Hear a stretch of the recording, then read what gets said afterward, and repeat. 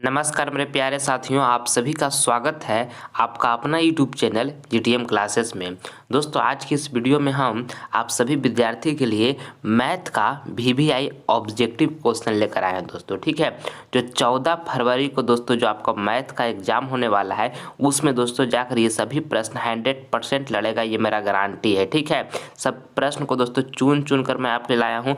जैसा जैसा दोस्तों प्रश्न आपके बोर्ड एग्जाम में पूछे जाते हैं उसी तरह के प्रश्न मैं इस वीडियो के माध्यम से आपको मैं बताऊंगा। ठीक है, 30 प्रश्न दोस्तों इस वीडियो के माध्यम से आपको हम बताएंगे। 30 में से बहुत सारे प्रश्न दोस्तों आपको 14 फरवरी को परीक्षा में देखने को मिलेगा। ठीक है, प्रत्येक प्रश्न को मैं आपको बेसिक को ध्यान रखते हुए समझाऊंगा कि एक बार में दोस्तों आपका माइंड में फिट हो जाएगा। ठीक है, बस आपको करना क्या है कि वीडियो को पूरी कॉन्सेंट्रेशन के साथ देखना है। ठीक है, एकदम कॉन्सेंट्रेशन बना के वीडियो को देखिएगा दोस्तों। इस वीडियो के माध्यम से बहुत कुछ आपको सीखने को मिलेगा। ठीक है, तो आइए फिर हम इस वीडियो को जल्दी से स्टार्ट करते हैं। देखिए पहला प्रश्न, यदि tan थीटा इक्वल टू √3 तब सेक थीटा होगा। काफ़ी महत्वपूर्ण प्रश्न है दोस्तों, इसको समझने का प्रयास कीजिए।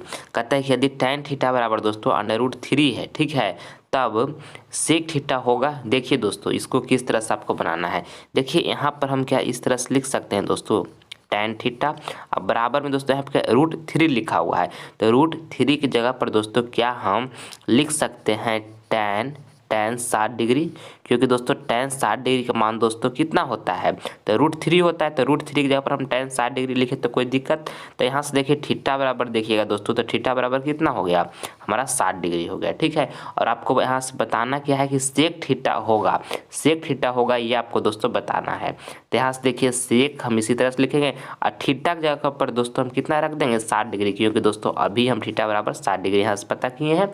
तो थीटा की जगह पर 60 डिग्री रख दिए। तो देखिए यहाँ सेक 60 डिग्री का दोस्तों जो हमारा मान होता है वो कितना होता है 2 होता है। तो हमारा राइट आंसर इसका आ गया ऑप्शन डी। ठीक है, सेक थीटा आपको मान बताना था, यहाँ से सेक थीटा का मान निकल कर आ गया। ठीक है, ऑप्शन डी दोस्तों बिल्कुल सही उत्तर हो गया।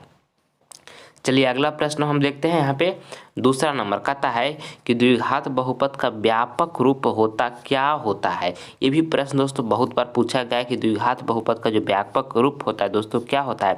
तो देखिए क्या होता है, ax² plus bx plus c होता है। क्या होता है दोस्तों, ax² plus bx plus c। इसको आपको ध्यान में रखना है। ऑप्शन नंबर दोस्तों यहाँ पे ये जो होगा ना आपका बिल्कुल सही उत्तर हो गया। ठीक है, चलिए अगला प्रश्न हम देखते हैं। तीसरा नंबर प्रश्न यहाँ पर देखिएगा मेरे प्यारे साथियों, आपको तीसरा नंबर प्रश्न में आपको बताना है कि देखिए cosec 31 degree minus sec 59 degree का मान ज्ञात करें। तो देखिए इसको किस तरह से बनाइएगा दोस्तों, यहाँ पर हम इसको लिख लेते हैं। यहाँ पर क्या लिखा हुआ है, कौशिक 31 डिग्री, इसी तरह से लिख लिए, और माइनस यहाँ पर दोस्तों क्या लिखा हुआ है, देखिए यहाँ पे डिग्री लिखा है दोस्तों, और यहाँ पे सेक 59 डिग्री लिखा हुआ है ना। तो क्या हम इसको इस तरह से लिख सकते हैं, सेक यहाँ पे 90 डिग्री माइनस में दोस्तों 31 डिग्री लिख सकते हैं, क्योंकि दोस्तों 90 माइनस 31 डिग्री जब हम यहाँ से हम करेंगे दोस्तों तो कितना आ जाएगा, 90 माइनस 31 की जगह तो हमारा 59 आ जाएगा। यानी कि हम इस तरह से लिख सकते हैं 59 को, कोई दिक्कत नहीं है बाबू, नहीं।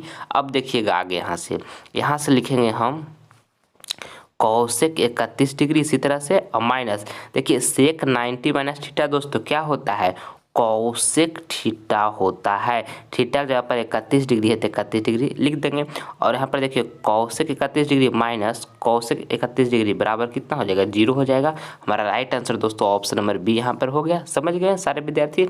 देखिए दोस्तों यहाँ पर हम सेक 59 को चेंज किए, यहाँ पर कौशिक 31 डिग्री को भी चेंज कीजिएगा तो कोई दिक्कत नहीं, उससे भी आंसर आपका 0 ही आएगा। ठीक है, चलिए अगला प्रश्न, ये सब प्रश्न बहुत बार पूछा जाता है। अगला प्रश्न देखिए यहाँ पे चौथा नंबर कहता है कि 6 प्लस √6 प्लस दोस्तों 6 प्लस √2 एक कैसी संख्या है। 6 प्लस दोस्तों √2 एक कैसी संख्या है, तो अपरिमेय संख्या हो जाएगा। ऑप्शन बी दोस्तों आपका यहाँ पे बिल्कुल सही उत्तर हो गया। ठीक है, चलिए अगला प्रश्न हम देखते हैं।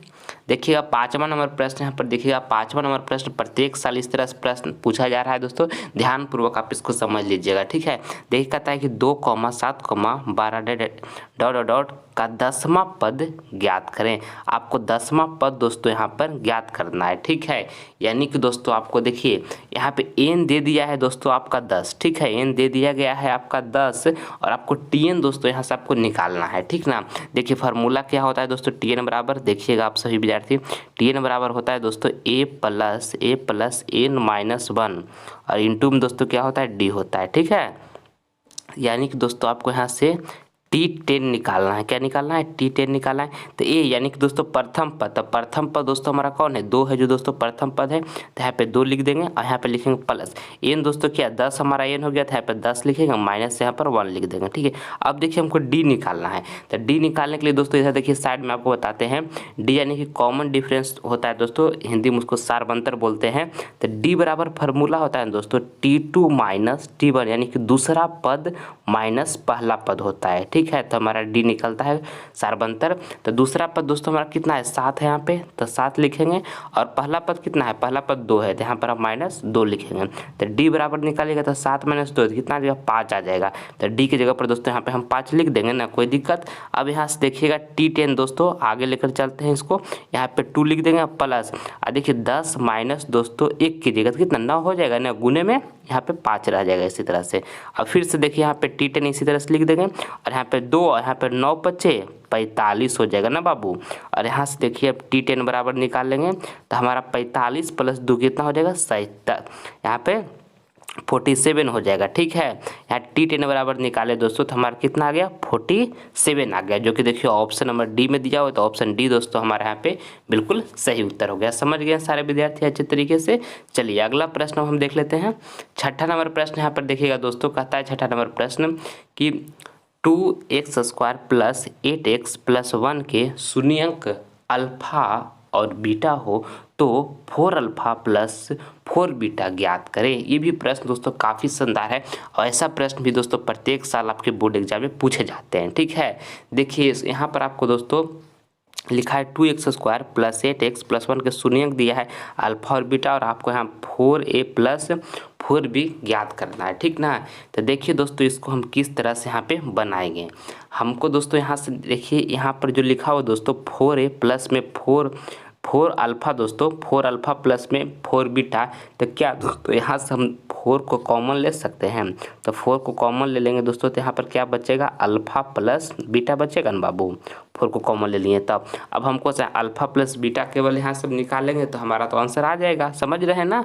अब देखिए अल्फा प्लस बीटा निकालेंगे, यानी कि अल्फा प्लस बीटा निकालेंगे दोस्तों, यानी कि शून्यंकों का योगफल निकालेंगे, ठीक है। अल्फा प्लस बीटा मतलब होगा शून्यंकों का योगफल।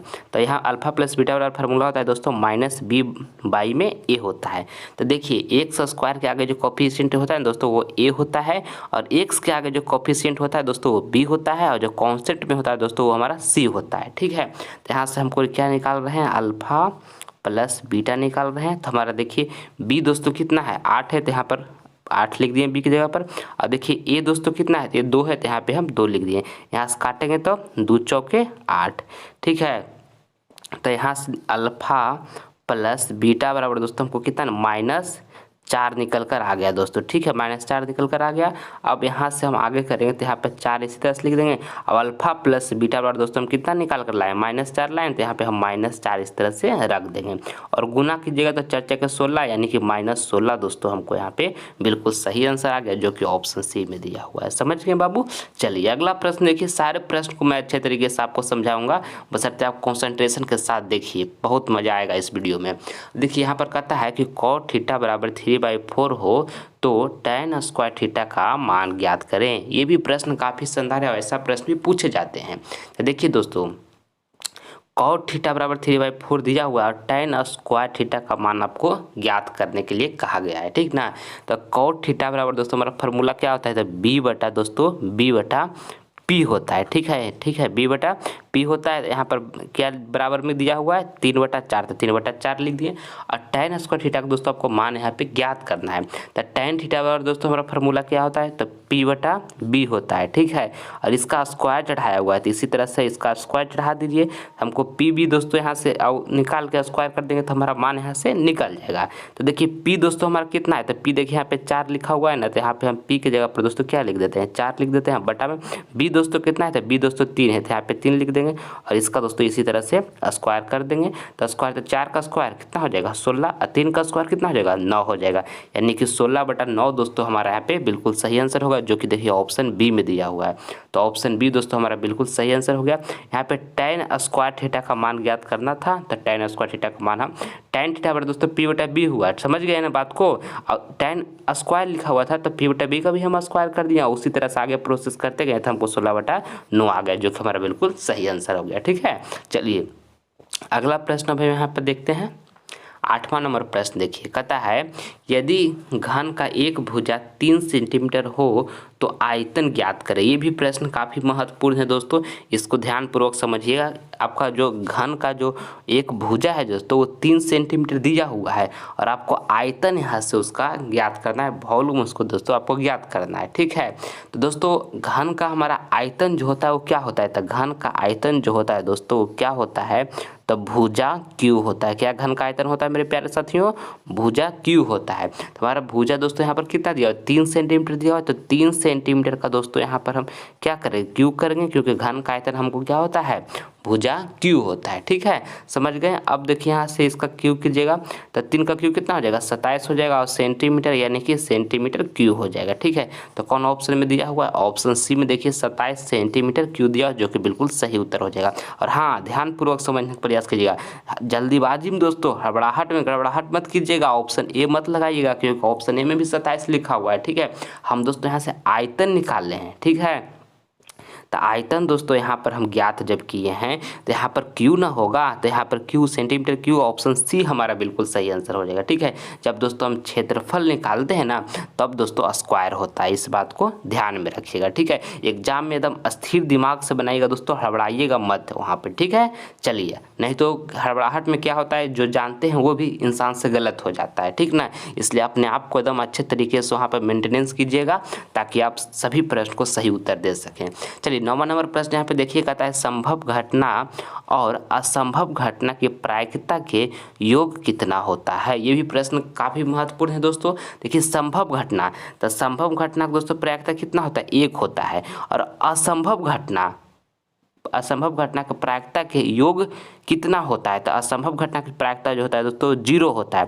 दोनों का योग करेंगे तो कितना आ जाएगा 1 आ जाएगा। ठीक है, तो ऑप्शन बी दोस्तों हमारे यहाँ पे बिल्कुल सही उत्तर हो गया। और ये भी देखिए ऑब्जेक्टिव में बहुत बार पूछा जाता है कि संभव घटना की प्रायिकता कितनी होती है, तो 1 होता है दोस्तों। असंभव घटना की प्रायिकता कितना होता है, तो 0 होता है दोस्तों। ये सब बातों को एकदम अपने माइंड में रखिए। ठीक है, चलिए अगला प्रश्न हम देखते हैं। 10वां नंबर प्रश्न यहाँ पर देखिएगा, कहता है कि कॉस 1 डिग्री और फिर लिखा हुआ है इंटू, और फिर कॉस 2 डिग्री, इसको पे लिखा है इंटू, और cos 3 degree dot dot dot cos 90 degree equal to भाट। ये प्रश्न को समझने का प्रयास कीजिएगा दोस्तों, काफ़ी आसान पूर्वक इसको आप समझ सकते हैं, ध्यान से बस देखने की ज़रूरत है। देखिए दोस्तों यहाँ पे जो लिखा हुआ है cos 1 degree into cos 2 degree into cos 3 degree into dot dot dot cos 90 degree, तो देखिए ये सभी जो लिखा हो दोस्तों हमको क्या इंटू में यानी करने का मतलब गुना में है। ठीक है, गुना में है। और यहाँ पे देखिए कॉस 90 डिग्री का जो हमारा मान होता है दोस्तों कितना होता है, कॉस 90 डिग्री का मान 0 होता है। ठीक है, तो इधर कोई भी संख्या होगा दोस्तों, कितना भी बड़ा संख्या कुछ भी होगा, और अगर जो उसमें दोस्तों हम 0 से मल्टीप्लाई कर देंगे तो टोटल क्या हो जाएगा 0 हो जाएगा। ठीक है, टोटल 0 हो जाएगा कि नहीं बाबू, बोलिए हो जाएगा। तो ऑप्शन ए दोस्तों हमारा यहाँ पर बिल्कुल सही उत्तर हो गया। ठीक है, समझ गए। कोई भी संख्या हो दोस्तों, कितना भी बड़ा संख्या हो, अगर जो उसमें आप 0 से गुना करते हैं तो 0 हो जाता है ना, बात को समझते हैं इसको ना। तो इधर कोई भी संख्या मान के लिए हमारा यहाँ पर होगा इधर, और हमको cos 90 डिग्री मान मालूम है कि 0 होता है, तो इसमें कितना भी संख्या रहेगा उसमें 0 से गुना करेंगे तो टोटल को क्या कर देगा 0 कर देगा। तो ऑप्शन ए हमारा दोस्तों यहाँ पर बिल्कुल सही आंसर हो गया, समझ गए। चलिए अगला प्रश्न हम देखते हैं।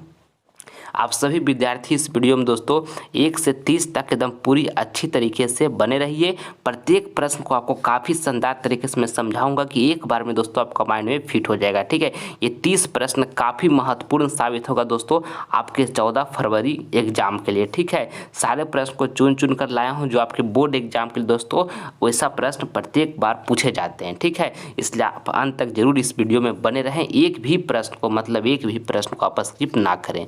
देखिए यहाँ पर 11 नंबर प्रश्न में आपको बताना है कि वृत्त के क्षेत्रफल का सूत्र क्या होता है। तो वृत्त का क्षेत्रफल का सूत्र दोस्तों पाई आर स्क्वायर होता है। ठीक है, पाई आर स्क्वायर वृत्त का क्षेत्रफल का सूत्र होता है। ऑप्शन बी दोस्तों बिल्कुल सही उत्तर हो गया। देखिए वृत्त का दोस्तों हमारा जो परिधि होता है, वृत्त का परिधि वो 2 पाई आर होता है, ये भी साथ में याद रखिएगा। चलिए अगला प्रश्न यहाँ पे देखिएगा 12 नंबर प्रश्न देखिए, कहता है 12 नंबर प्रश्न यदि सेक थीटा इक्वल टू 13/12 हो तो कॉट थीटा बराबर होगा। ऐसा प्रश्न तो प्रत्येक साल एगो रहेगा, यानी कि इस बार भी दोस्तों एगो इस टाइप का प्रश्न एकदम 100% रहेगा, इसलिए आप सभी विद्यार्थी इसको ध्यान से समझने का प्रयास कीजिए। ठीक है, कहता है कि सेक बराबर लिखा हो दोस्तों 13/12 हो तो कॉट थीटा बराबर है।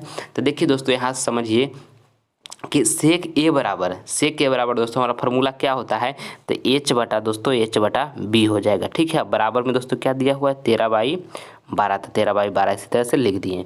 और आपको निकालना क्या है, कॉट थीटा बराबर है, कॉट थीटा बराबर है आपको निकालना है। तो देखिए कॉट ए दोस्तों, सॉरी गलती से थीटा बोल दिए, कॉट ए बराबर दोस्तों हमारा फॉर्मूला क्या होता है, यहाँ पे कॉट लिखा हुआ ना, तो कॉट यहाँ पर करते हैं फिर से।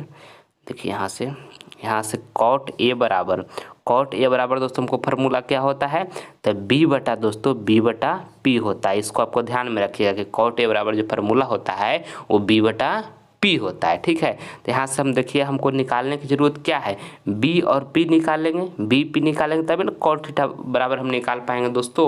तो देखिए हमारा यहाँ से दोस्तों बी मालूम है कि 12 यहाँ पे है, ठीक ना, मगर हमको दोस्तों पी मालूम नहीं है।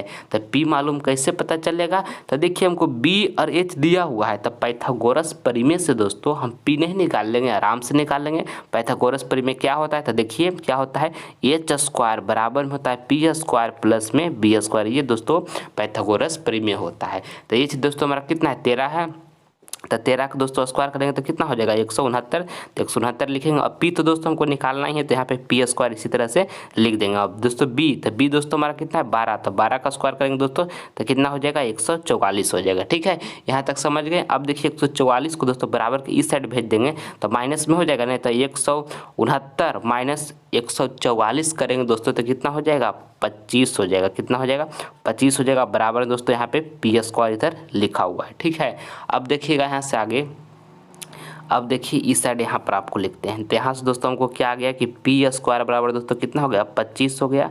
ठीक है, तो यहाँ से पी बराबर दोस्तों हम निकालेंगे तो कितना हो जाएगा, स्क्वायर को बराबर किस साइड भेजेंगे तो रूट चढ़ जाएगा, यानी दोस्तों पी बराबर हमारा कितना हो जाएगा, यहाँ देखिए 25 का वर्गमूल दोस्तों कितना हो जाएगा 5 हो जाएगा। ठीक है, तो यहाँ से हमको निकालना क्या था, इधर साइड में आपको बताएं, यहाँ से हमको निकालना था दोस्तों कि कॉट ए बराबर हमारा क्या होगा, तो हमारा बी तो दोस्तों पहले से मालूम था कि 12 है, और पी दोस्तों अभी हम मालूम किए कि 5 निकाल कर आए, तो यहाँ पर बटा हम कितना लिख देंगे 5 निकाल देंगे, यानी कि कॉट ए बराबर दोस्तों हमको 12/5 आ गया। ठीक है, जो कि देखिए ऑप्शन नंबर 12/5 यहाँ पे सी में दिया हो, तो ऑप्शन सी बिल्कुल सही उत्तर हो गया। समझ गए सारे विद्यार्थी ना। चलिए अगला प्रश्न हम देखते हैं 13 नंबर देखिएगा बाबू, कहता है कि बिंदु -3, -5 किस पाद में स्थित है। देखिए इसको ध्यान पूर्वक समझने का प्रयास कीजिएगा दोस्तों, इससे एक प्रश्न 100% रहेगा, ये मेरा गारंटी है। ठीक है, इस तरह से दोस्तों चतुर्थांश होता है। और देखिए फर्स्ट क्वाड्रेंट में जो होता है मेरे प्यारे साथियों, फर्स्ट क्वाड्रेंट में उसमें क्या होता है कि प्लस कॉमा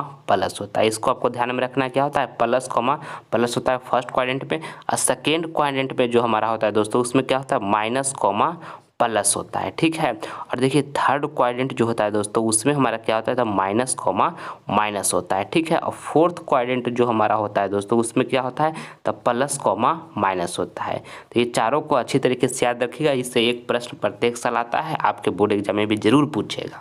तो कहता है बिंदु -3, -5 किस पाद में स्थित है, तो तृतीय पाद में स्थित है दोस्तों। कौन सा है, माइनस माइनस दोनों का आगे लगा हुआ है, तो इसमें किस में थर्ड में जा रहा है, तो तृतीय पाद हमारा हो जाएगा। ऑप्शन में दोस्तों यहाँ पे सी जो होगा आपका बिल्कुल सही उत्तर हो गया। ठीक है, चलिए आगे बढ़ जाते हैं अब हम 14 नंबर प्रश्न यहाँ पे देखिएगा दोस्तों, कहता है कि दो समरूप त्रिभुजों के क्षेत्रफलों का दोस्तों अनुपात 16:81 है तो भुजाओं का अनुपात होगा। ये भी प्रश्न काफ़ी शानदार है दोस्तों। देखिए, जब भी दोस्तों दो गो त्रिभुज समरूप होंगे, ठीक है, जब भी दोस्तों दो गो त्रिभुज होगा वो समरूप होगा और उसका क्षेत्रफल का अनुपात आपको दिया हुआ रहेगा, ठीक है, और उनके भुजाओं का दोस्तों उनके भुजाओं का अनुपात आपसे पूछते रहेगा, तो क्या करना है कि जो क्षेत्रफल का जो अनुपात दिया हुआ रहेगा ना मेरे प्यारे साथियों, उसका आपको क्या कर देना है, वर्गमूल कर देना है, उनके भुजाओं का दोस्तों अनुपात आपका निकल जाएगा, ठीक है।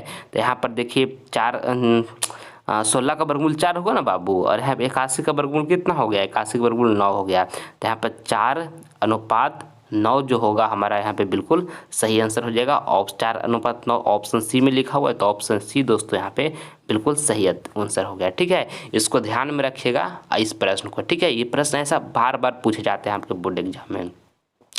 चलिए आगे बढ़ जाते हैं हम। 15 नंबर प्रश्न समझने का प्रयास कीजिए ध्यानपूर्वक। ये काफ़ी शानदार प्रश्न है, ठीक है, इसलिए थोड़ा सा कॉन्सेंट्रेट मार करके समझने का प्रयास कीजिएगा। कहता है यदि एक वृत्त की जो परिधि है वो 2π से बढ़कर 4π कर दी जाए, ठीक है, कर दी जाए तो उसका क्षेत्रफल होगा। एक दोस्तों यदि एक वृत्त की परिधि को दोस्तों 2π से बढ़ाकर दोस्तों 4π कर दी जाए, ठीक है, 2π से बढ़ाकर कितना कर दिया, 4π कर दी जाए तो उसका क्षेत्रफल होगा। तो देखिए मेरे प्यारे साथियों, वृत्त का जो हमारा दोस्तों परिधि होता है वो क्या होता है, तो वृत्त का परिधि होता है दोस्तों 2πr, ये हमारा वृत्त का परिधि होता है। अब पहले दोस्तों हमारा वृत्त का परिधि कितना है, 2π है, तो बराबर दोस्तों यहाँ पे हम 2π लिख लेते हैं, कोई दिक्कत। तो यहाँ से r निकालेंगे दोस्तों तो 2π से 2π कैंसिल हो जाएगा, तो r बराबर दोस्तों हमको कितना आ जाएगा 1। जब r 1 है दोस्तों तो इसका क्षेत्रफल कितना, तो क्या पूछा है कि तो उसका क्षेत्रफल होगा, तो क्षेत्रफल पहले निकालेंगे तभी हमको पता चलेगा। तो वृत्त का दोस्तों क्षेत्रफल का सूत्र हमारा क्या होता है, तो वृत्त का क्षेत्रफल का जो सूत्र होता है वो होता है πr² होता है। ये हमारा वृत्त का दोस्तों क्षेत्रफल का सूत्र होता है πr²।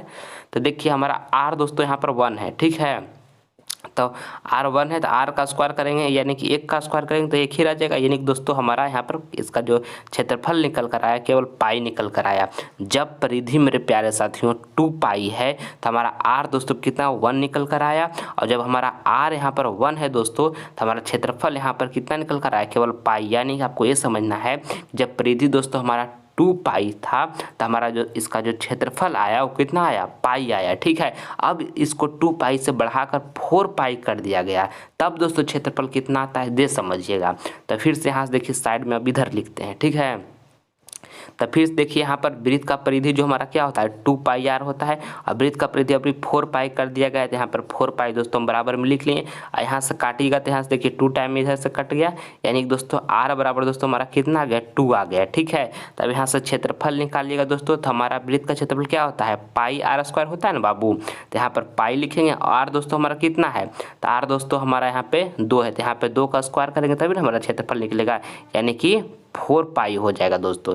यानी कि जब 2π से बढ़ाकर 4π दोस्तों कर दिया गया हमारा परिधि, तब हमारा दोस्तों क्षेत्रफल कितना आया 4π आया निकल कर, ठीक है। और जब 2π था तो कितना पाई केवल निकल कर आया, ठीक है, उसका क्षेत्रफल। तो उसका क्षेत्रफल क्या होगा, तो कितना गुना हुआ दोस्तों ये आप समझिए, तो 4 गुना हुआ ना दोस्तों, पाई था फिर 4π हो गया, तो 4 गुना हुआ, तो ऑप्शन डी दोस्तों आपका यहाँ पे बिल्कुल 4 गुना सही आंसर हो गया। समझ में आया सारे विद्यार्थी को। चलिए अगला प्रश्न हम देखते हैं। 16 नंबर प्रश्न देखिएगा दोस्तों, कहता है कि मूल बिंदु के निर्देशांक क्या होता है। तो मूल बिंदु का जो हमारा निर्देशांक होता है दोस्तों वो 0,0 होता है। आप इसको याद रखिएगा, ऑप्शन बी आपका यहाँ पे बिल्कुल सही उत्तर हो गया, ठीक है।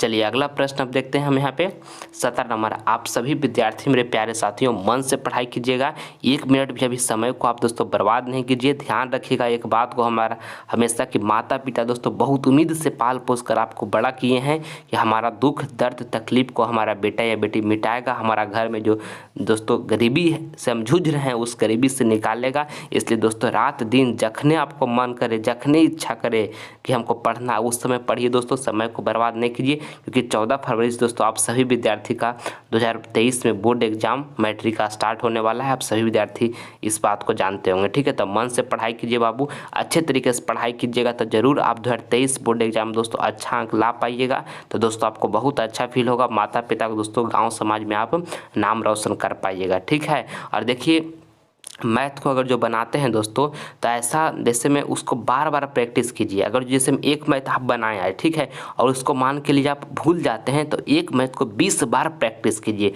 कैसे हम भूल जाएंगे, ठीक है, उससे निराश नहीं हुई। जैसे हम देखिए एक मैथ अभी आप बनाए और 4-5 दिन हो गया, और किसी दोस्त के पास या कहीं भी बैठे हुए हैं और वही मैथ दोस्तों आपसे पूछ दिया वो कि बताओ तो भाई कैसे बनेगा, और अगर जो आपसे नहीं बनता है तो आप उदास हो जाते हैं, अपने आप में दोस्तों अति फील करते हैं क्या इसके सामने हम बेइज्जती हो गए, हमसे पूछा तो नहीं बना। कोई बात नहीं दोस्तों, उदास मत होइए, ठीक है, इंसान ही ना भूलता है। आप बनाए थे भूल गए तो क्या होगा, कोई बात नहीं, भूल गए फिर घर आइए, उसी मैथ को फिर से निकालिए, 20 बार दोस्तों उसको लगातार बनाइए, ठीक है, अपने आप से दोस्तों लड़िए। अब अगर जो 20 बार बनाए फिर 10 दिन हो गया फिर उसको भूल जाते हैं, तो फिर से उसको 20 बार बनाइए। कैसे नहीं हम सीखेंगे, कैसे नहीं हमको बोर्ड एग्जाम में नंबर उठेगा, जरूर उठेगा दोस्तों। अपने आप से लड़िए, अपने आप को कहिए कि नहीं हम अच्छा करेंगे 2023 बोर्ड एग्जाम में। अगर जो आपका माइंड कहता है कि आपसे मैथ नहीं बन रहा है, कैसे बोर्ड एग्जाम पार कर लगाइएगा, तो दोस्तों कहिए नहीं हम जरूर पार लगावेंगे, जरूर बेहतर करेंगे, क्योंकि हम मेहनत कर रहे हैं, ठीक है।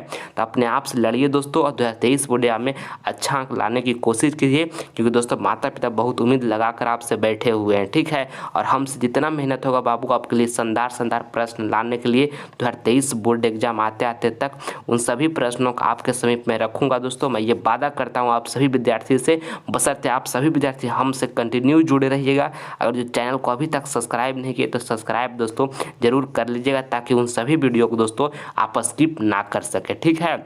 चलिए अब हम देखते हैं यहाँ पे 17 नंबर प्रश्न समझने का प्रयास कीजिए।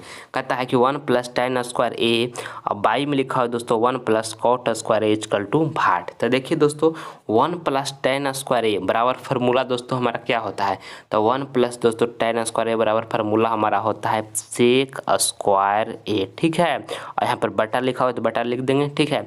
और 1 + cot स्क्वायर ए बराबर दोस्तों हमारा फार्मूला क्या होता है, तो कौशिक स्क्वायर ए होता है, तो यहाँ पे कौशिक स्क्वायर ए लिखती हैं। यहाँ तक समझ गए आप सभी विद्यार्थी। अब यहाँ से आगे क्या करना है जो समझने का प्रयास कीजिए। आगे देखिए यहाँ पे सेक स्क्वायर ए लिखा हुआ दोस्तों, सेक स्क्वायर ए को दोस्तों क्या हम इस तरह से लिख सकते हैं 1/1 कॉस स्क्वायर ए, ठीक है। सेक स्क्वायर बराबर दोस्तों फार्मूला होता है 1/कॉस ए, ठीक है। तो यहाँ पर सेक स्क्वायर की जगह पर हम 1/कॉस स्क्वायर ए लिख दिए, ठीक है। बटे में करते हैं, और देखिए कॉसेक स्क्वायर ए की जगह पर दोस्तों क्या हम 1/1 दोस्तों साइन स्क्वायर ए लिख सकते हैं, क्योंकि दोस्तों सेक यानी कि दोस्तों यहाँ पर कहने का मतलब कौशिक ए बराबर दोस्तों हमारा जो फार्मूला होता है 1/sin ए होता है, तो यहाँ पर कौशिक स्क्वायर ए की जगह पर हम बटा में 1/sin स्क्वायर ए लिख दिए। कोई दिक्कत यहाँ तक। आप देखिए आगे यहाँ समझने का प्रयास कीजिएगा। बड़ा वाला बटा दोस्तों हमारा ये है, समझ रहे हैं। अब यहाँ से 1 लिखेंगे, और यहाँ पर दोस्तों हमारा क्या था कॉस स्क्वायर ए, तो इसको हम कॉस स्क्वायर ए को दोस्तों इसी तरह से लिख देते हैं। और देखिए ये 1/sin स्क्वायर ए भागाम था, तो उसको हम दोस्तों ऊपर जब भेजेंगे तो क्या हो जाएगा, पलट जाएगा, साइन स्क्वायर ए ऊपर चला जाएगा और एक दोस्तों नीचे चला आएगा। तब यहाँ से देखिए इसको लिखेंगे अच्छा तरीके से, तो हो जाएगा साइन स्क्वायर ए, अब बटे में दोस्तों क्या हो जाएगा कॉस स्क्वायर ए हो जाएगा। और साइन स्क्वायर ए बराबर कॉस स्क्वायर ए बराबर फार्मूला एक हमारा होता है दोस्तों क्या, tan ए होता है, ठीक है। मगर दोनों पर यहाँ पर स्क्वायर चढ़ाया हुआ है, तो यहाँ पर भी हम स्क्वायर चढ़ा देंगे, ठीक है। यानी कि हमारा इसका पर राइट आंसर जो आएगा दोस्तों tan स्क्वायर ए आएगा, ठीक है। तो ऑप्शन नंबर देखिए यहाँ पे डी में tan स्क्वायर ए लिखा हुआ है, जो कि आपका बिल्कुल सही आंसर हो गया, ठीक है। चलिए अगला प्रश्न हम देखते हैं। एक समबाहु त्रिभुज ए बी सी की एक भुजा 12 सेंटीमीटर हो तो इसकी ऊंचाई होगी। काफ़ी महत्वपूर्ण प्रश्न है दोस्तों, ध्यानपूर्वक समझने का प्रयास कीजिएगा। देखिए पहले समबाहु त्रिभुज आपके सामने इस तरह से मैं अच्छा तरीके से बना लेता हूँ। ये मान लीजिए दोस्तों हमारा समबाहु त्रिभुज है। क्या कहता है कि एक समबाहु त्रिभुज ए बी सी की एक भुजा 12 सेंटीमीटर हो तो इसकी ऊंचाई होगी। इसकी ऊंचाई निकालना है दोस्तों। यहाँ पर नाम देते हैं समबाहु त्रिभुज का, यहाँ पे ए है, यहाँ पे बी है, यहाँ पे सी है, ठीक है। अब देखिए दोस्तों एक भुजा हमारा 12 सेंटीमीटर यहाँ पे दे दिया गया है, ठीक है, 12 सेंटीमीटर। तो देखिए समबाहु त्रिभुज का तीनों जो भुजा होता है दोस्तों आपस में बराबर होता है। तो एक भुजा 12 सेंटीमीटर, तो ये भुजा भी 12 सेंटीमीटर हो जाएगा, ये भुजा भी 12 सेंटीमीटर हो जाएगा। इस बात को समझ रहे हैं। और ऊंचाई दोस्तों हमको यहाँ से निकालना है। ऊंचाई यहाँ से दोस्तों हम लंब इस तरह से अच्छा से देखिए फिर से खींचते हैं, इस तरह से दोस्तों हम यहाँ पे लंब डाल देते हैं। यही दोस्तों हमको ऊंचाई निकालना है यहाँ से, ठीक है। तो यहाँ से लेकर यहाँ तक दोस्तों ये जो है 12 है, ठीक है। मगर जब हम लंब डाले तो 6 इधर हो जाएगा, 6 इधर हो जाएगा, समझ गए। अब देखिए दोस्तों हमको 12 यहाँ पर जो हो गया दोस्तों ये वाला 12, यहाँ से हम चलते हैं समकोण त्रिभुज में, तो ये हमारा हाइपोटेनस हो गया और यहाँ पर 6 जो हुआ दोस्तों ये हमारा बेस हो गया, ठीक है। तब पाइथागोरस प्रमेय से यहाँ से दोस्तों लगा कर हम पी निकाल लेंगे, पी निकाल लेंगे दोस्तों, यानी कि हमारा ऊंचाई ये वाला निकल जाएगा, ठीक है। तो देखिए पाइथागोरस प्रमेय क्या होता है, एच स्क्वायर बराबर दोस्तों होता है पी स्क्वायर प्लस में बी स्क्वायर, ये पाइथागोरस प्रमेय होता है। तो एच दोस्तों कितना है 12 है, तो एच का दोस्तों यहाँ पर यानी 12 का स्क्वायर करेंगे तो कितना हो जाएगा 144 हो जाएगा। अब बराबर यहाँ पर पी दोस्तों तो हमको निकालना ही है, तो पी स्क्वायर इसी तरह से छोड़ देंगे। और देखिए यहाँ पे बेस दोस्तों हमारा कितना है 6 है, तो 6 का स्क्वायर करेंगे तो यहाँ पर कितना हो जाएगा 36 हो जाएगा, ठीक है। अब देखिएगा यहाँ से पी स्क्वायर बराबर निकाल 36, देखिए बराबर के उस साइड यहाँ अगर जो भेजेंगे दोस्तों तो माइनस में जाएगा, तो 144 माइनस 36 करेंगे दोस्तों तो कितना हो जाएगा 108 हो जाएगा, ठीक है। तो 108 लिख दिए। और यहाँ से देखिए पी बराबर अब हम निकालते हैं, पी बराबर स्क्वायर को दोस्तों बराबर के उस साइड भेजेंगे तो यहाँ पर 108 के दोस्तों आकर इस तरह से अंडर रूट आ जाएगा, क्योंकि स्क्वायर को उस साइड भेजेंगे तो अंडर रूट चढ़ेगा ना। अब देखिए यहाँ से आगे थोड़ा समझने का प्रयास कीजिएगा। P बराबर दोस्तों अब लिखेंगे आगे, तो 108 के दोस्तों क्या हम इस तरह से लिख सकते हैं 36 गुने 3, यहाँ से 6 3 18 और यहाँ पे 3 3 9 10, एकदम बिल्कुल लिख सकते हैं 36 गुने के 3 108 को, कोई दिक्कत नहीं है। अब देखिएगा आगे यहाँ से करिएगा P बराबर, तो देखिए दोस्तों यहाँ से 36 का जो हमारा वर्गमूल होगा दोस्तों कितना हो जाएगा 6 हो जाएगा, और अंडर रूट 3 तो दोस्तों इसी तरह से रह जाएगा, यानी कि आपको P दोस्तों कितना निकल कर आ गया 6 इंटू अंडर रूट 3, यानी कि दोस्तों हमको ऊंचाई निकल गया, P ये निकला दोस्तों, यानी कि हमको ऊंचाई निकल गया 6 इंटू में अंडर रूट 3, ठीक है। ये दोस्तों हमारा समबाहु त्रिभुज का ऊंचाई निकल गया, ठीक है। कौन ऑप्शन में दिया हुआ है 6 into under root 3, option B में दिया है, तो ऑप्शन बी दोस्तों हमारा यहाँ पे बिल्कुल सही उत्तर हो गया, ठीक है, समझ गए। और दोस्तों एक नियम इस प्रश्न का बनाने का मैं और बताता हूं, अगर जो उस नियम से बनाते हैं तो भी ठीक है। देखिए समबाहु त्रिभुज का ऊंचाई निकालने के लिए दोस्तों एक फार्मूला होता है, अंडर रूट 3 बाई में दोस्तों 2 और गुने में दोस्तों क्या होता है, गुने में दोस्तों भुजा होता है, ठीक है। समबाहु त्रिभुज का दोस्तों ऊंचाई निकालने के लिए फार्मूला क्या होता है, अंडर रूट 3 बाई में 2 गुने में भुजा, इससे भी बना के देख सकते हैं। अंडर रूट 3 यहाँ पे 2 लिखे, भुजा दोस्तों कितना है 12 है, तो यहाँ पर 12 लिखेंगे, काटेंगे तो कितना 6 टाइम में कट जाएगा, यानी कि दोस्तों हमारा यहाँ से कितना आ गया 6 इंटू में दोस्तों अंडर रूट 3, ये दोस्तों आ गया आंसर, फिर से ऑप्शन बी। तो दोनों में से जो आपको अच्छा लगता है उसको आप बना सकते हैं, ठीक है। चलिए अगला प्रश्न हम देखते हैं बाबू, यहाँ पे 19 नंबर प्रश्न में आपको बताना है कि tan स्क्वायर 60 डिग्री का मान है, तो tan 60 डिग्री का मान दोस्तों हमारा कितना होता है अंडर रूट 3 होता है, इसका स्क्वायर चढ़ाया हुआ तो इसका स्क्वायर इस तरह चढ़ा देंगे, और स्क्वायर चढ़ाएंगे दोस्तों तो इसका स्क्वायर की जगह कितना हो जाएगा, स्क्वायर करेंगे तो 3 हो जाएगा दोस्तों, ऑप्शन बी दोस्तों आपका बिल्कुल सही उत्तर हो गया। कैसे 3 होगा नहीं समझे, देखिए स्क्वायर लिखा है दोस्तों, यानी कि स्क्वायर यानी अंडर रूट 3 कई बार 2 बार हम गुना करेंगे ना, तो 2 बार गुना करेंगे तो 3 तिया के 9 हो जाएगा, यानी कि 9 अंडर रूट हो इस तरह से हो जाएगा, और 9 का दोस्तों वर्गमूल कितना होता है 3 होता है, तो हमारा 3 होगा, समझ गए, ऑप्शन बी आपका बिल्कुल सही उत्तर हुआ। अगला प्रश्न यहाँ पे देखिएगा 20 नंबर प्रश्न करता है कि 1 + 2 + 3 प्लस डॉट डॉट एन बराबर है दोस्तों, आपको यानी कि आपको प्रकृति संख्याओं को योग बराबर दोस्तों आपको फार्मूला क्या होता है वो बताना है। तो n into n plus 1 by में 2 होता है, आपको उसको याद रखिएगा, n into n plus 1 by में 2 होता है, ऑप्शन बी आपका यहाँ पे बिल्कुल सही उत्तर हो गया।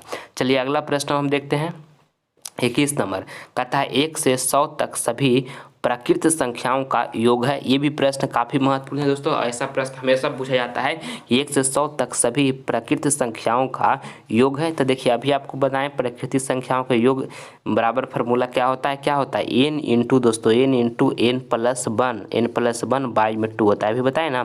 तो n दोस्तों हमारे यहाँ पर कितना है 100 है, तो यहाँ पे n की जगह पर हम क्या लिखेंगे 100 लिखेंगे, और n प्लस 1 यानी कि 100 + 1, तो 100 + 1 करेंगे तो कितना हो जाएगा दोस्तों 101 हो जाएगा, ठीक है। अब बटा हम दोस्तों यहाँ पर 2 हो जाएगा, तो यहाँ से काटेगा तो कितना टाइम में 50 टाइम में कट जाएगा।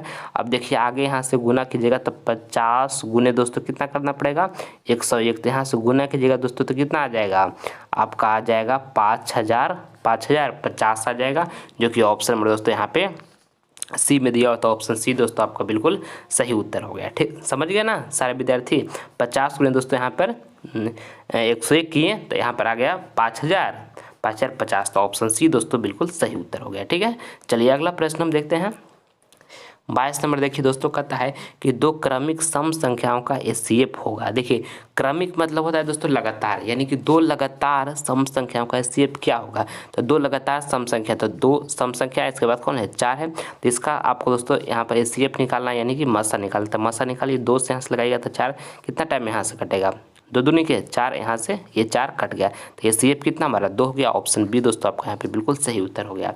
दोस्तों यहाँ पे 2 और 4 हम 2 लगातार सम संख्या लिए हैं, क्रमिक मतलब लगातार हुआ, आपको बताए हैं। और भी आप कौन लेकर देख सकते हैं, जैसे हम 4 और 6 ये भी 2 क्या है लगातार सम संख्या है ना बाबू, तो इसका भी एचसीएफ निकालेगा तो आपका 2 ही आएगा। देखिए बता देते हैं तुरंत, यहाँ से लगाइएगा तो कितना एक टाइम लगेगा, तो यहाँ पर कितना 4 आएगा, फिर यहाँ से 2 उतरेगा, फिर यहाँ से 4 आएगा, फिर से यहाँ से लगाइएगा तो 2 नहीं 4, यहाँ से फिर 4 आ जाएगा और ये कट जाएगा, फिर से 2 आ गया हमारा। तो जो भी 2 लगातार सम संख्या लीजिएगा दोस्तों उसका एचसीएफ 2 ही आएगा। ठीक है, तो ऑप्शन बी यहाँ पे सही उत्तर हो गया।